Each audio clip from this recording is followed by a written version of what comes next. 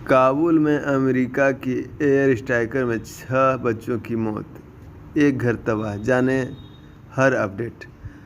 अफगानिस्तान से जाते जाते अमेरिका ने काबुल में आतंकवादियों को निशाना बनाते हुए एयर स्ट्राइक को अंजाम दिया है।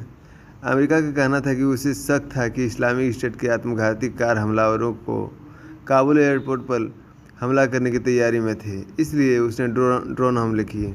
वहीं रिपोर्ट्स बताती है कि अमेरिका के इस हमलों में कई आम अफ़गानी लोग और बच्चे मारे गए हैं। अफ़गानिस्तान की राजधानी काबुल में आतंकवादी समूह इस्लामिक स्टेट खुरासान को निशाना बनाकर किए गए अमेरिकी हवाई हमले में एक ही परिवार के 9 सदस्यों की मौत हो गई, जिनमें 6 बच्चे शामिल हैं। इसके अलावा एक घर भी इस हमले में तबाह हो गया है। अमेरिकी हवाई हमले में मारे गए लोगों के एक रिश्तेदार ने CNN को यह जानकारी दी।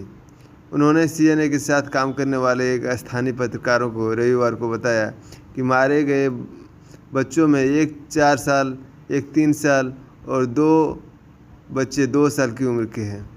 उन्होंने कहा कि मारे गए सभी लोग एक साधारण परिवार के थे, जिसका इस्लामिक स्टेट आतंकवादी समूह से कोई संबंध नहीं था।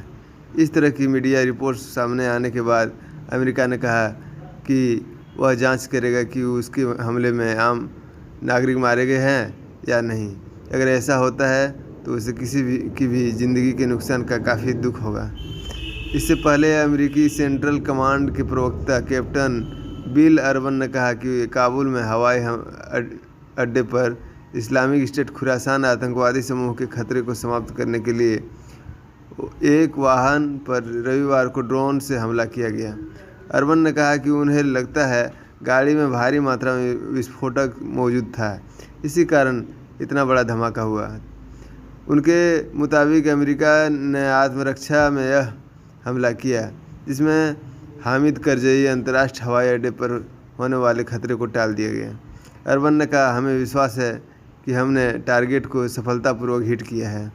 वाहन से पैदा हुए विस्फोटकों से वहां पर्याप्त मात्रा में विस्फोटक सामग्री की उपस्थिति का संकेत दिया। अफगानिस्तान मीडिया की रिपोर्ट के अनुसार इस हवाई हमले में कम से कम 4 बच्चों की मौत हो गई है और 2 वाहन एवं एक आवासीय भवन का हिस्सा नष्ट हुआ है।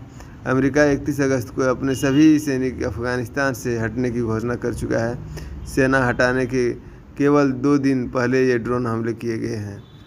इस बीच अमेरिका विदेश विभाग ने लगभग 100 देशों, साथ ही नाटो और यूरोपियन संघ द्वारा हस्ताक्षरित एक बयान में कहा कि उन्हें तालिबान से आश्वासन मिला है कि यात्रा दस्तावेजों वालों लोग अभी भी देश छोड़ने की सक्षम है। तालिबान ने कहा है कि वे मंगलवार को अमेरिका की वापसी पूरी होने के बाद सामान्य यात्रा की अनुमति देंगे और वे हवाई अड्डे पर नियंत्रण कर लेंगे। तालिबान ने गुरुवार को हमले के बाद हवाई अड्डे के चारों ओर सुरक्षा बढ़ा दी है, जिससे गेट के बाहर एयरलिफ्ट में शामिल होने की उम्मीद में जमा हुई बड़ी भीड़ को हटा दिया गया है। हजारों अफगान नागरिक हर रोज़ देश छोड़ने की कोशिश में एयरपोर्ट की तरफ जा रहे हैं। इन लोगों में खासकर वे लोग शामिल हैं जिन्हें सरकार में काम दिया गया और विदेशी ताकतों की मदद की।